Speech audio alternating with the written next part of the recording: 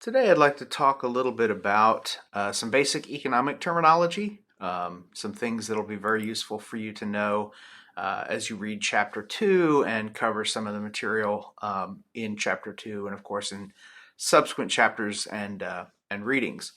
So let's start with what we mean by economy.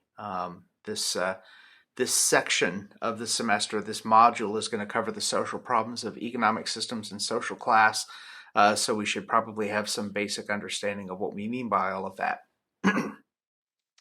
So the economy for sociologists is what we call an institution. So it's a large set of social structures or arrangements that are built around addressing a basic social need. So that's what an institution is. So for the economy, that is the set of institutional arrangements that are centered on the production and distribution of goods and services in a given society. So all of the organizations, all of the groups, all of the statuses with the associated roles and relationships that are kind of organized around how we produce and how we distribute socially necessary resources. So in the United States, in the 21st century, we remain, as I mentioned in Module 1, we remain a capitalist system, right? So our economic system, while there are regulations that are imposed on it by government, and there are socialized elements of our society, our public education system, for example, or law enforcement, firefighting. There are things in our system that are socialized in the sense that they are constructed as publicly accessible goods and services that are paid for through taxation. The vast majority of economic activity in the United States occurs under this framework of capitalism.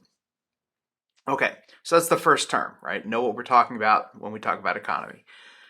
The second thing I would like you guys to be familiar with is essentially what our comparison group is. So in the United States, when we set about trying to do an analysis of our society, when we want to not just describe it, but begin to understand sort of how it works, how it compares to other societies, we want to make sure that the other societies to which we are comparing the United States are roughly comparable societies, right? We want to make what we call an apples to apples comparison.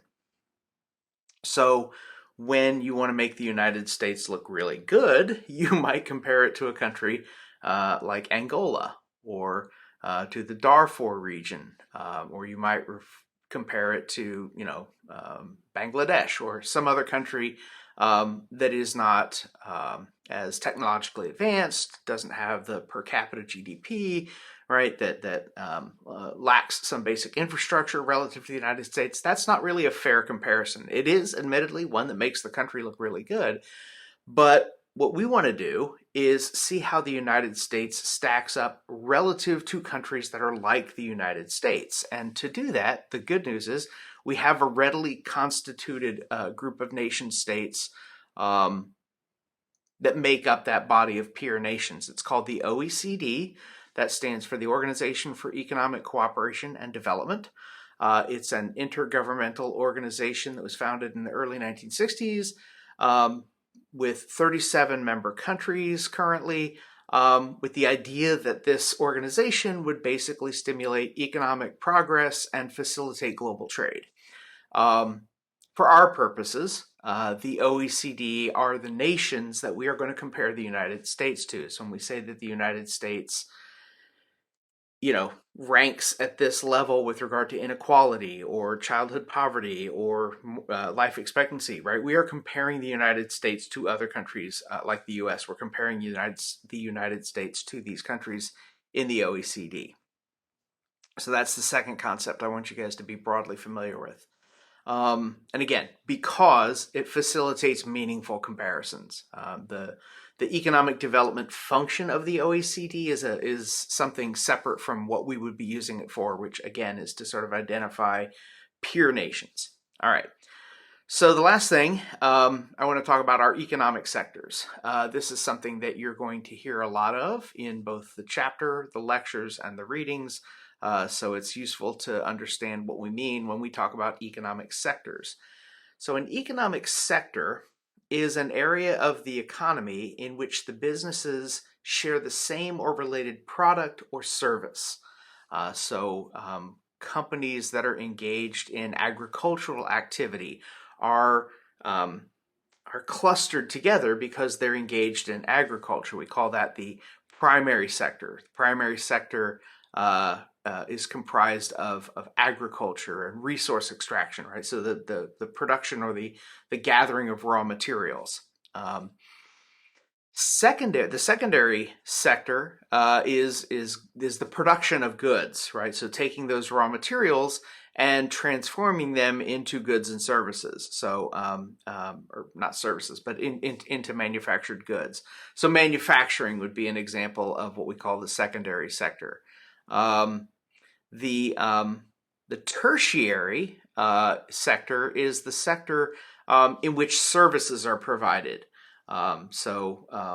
Services are basically broken out into two large clusters, right? We have what we call producer services, which are services that are provided to firms and organizations that work within economic sectors to either produce raw materials or transform those raw materials into finished goods and services, or arrange for the capital financing for those activities, or arrange for international shipping, or provide investment banking or legal advice for international contracts and international trade.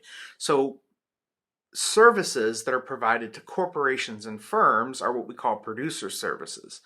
Consumer services are the services that are provided to consumers, right? So entertainment, retail, food service, hospitality, all of that. So both the producer services and the consumer services make up what we call the tertiary sector. The tertiary sector can also be divided up into two other categories. The first is what we call the private sector, and the other is what we call the public sector. The private sector is the part of the economy that is run by private individuals or groups, usually as a means of enterprise for profit. So think of capitalist firms that are privately owned by individuals or by shareholders or by families, and that are run to generate a profit. That would be the private sector. And again, we're talking about the tertiary sector. The public sector would be the part of the economy that is concerned with providing various government services. So, public education, firefighting, law enforcement, military, the delivery of government services like Social Security or Medicare, Veterans Administration. So all of those government provided services at every level, right? So government exists at the federal level, state level, county level, municipal level, right? So many different layers. But again, if it is the operation of the state at any of those levels and it's providing a service to people, in a local community, we would say that is public sector. So, for example, I am a public sector employee. I work for the government of the state of Illinois at Harper College, but I'm a state employee. So I work in the public sector. Harper College is a not-for-profit public community college, so we're not in the private sector. There are private colleges and universities all around, but we're not one of those. So that's basically the way that works. When we look at and we'll spend some time in subsequent lectures looking at this as well. So we're not going to be exhaustive here, but just to compare the United States to other societies in the OECD to sort of look at how large our public sector is relative to these other countries. We have a below average share of our labor force in the private sector, right? So most people in the United States work in the public sector, as do most employees in these other OECD countries. But in the United States specifically, our average is lower. So, for example, in 2015, about 15.3% of the U.S. labor force worked in the public sector. That is below the average for the OECD in that same year, which was at that time, I believe, 18.1%. So, you can see we're below average. I don't think we're at the very bottom in terms of the percentage of our labor force in the public sector, but it's below the OECD average. The largest public sector employer in the United States is the U.S. Postal Service, right? So in 2017, there were about 644,000, little over 644,000 postal workers in the United States. That is the single largest public sector employer. So that the single largest government agency in terms of employment is the post office. So that's you can kind of get a sense of what we mean by public sector when you think about those kinds of services. So that should give you guys a little bit of a basic set of components, right? Remember what an economy is. Remember what our peer nation or nations, where we find them, where we have that comparison group, and of course, make yourself as familiar as you can be with the idea of economic sectors, because we are going to spend some time looking at where the operation of various parts of the economy manifest the various problems, or some of the various problems that make up problems in the economy. And so until the next time, I'll say goodbye.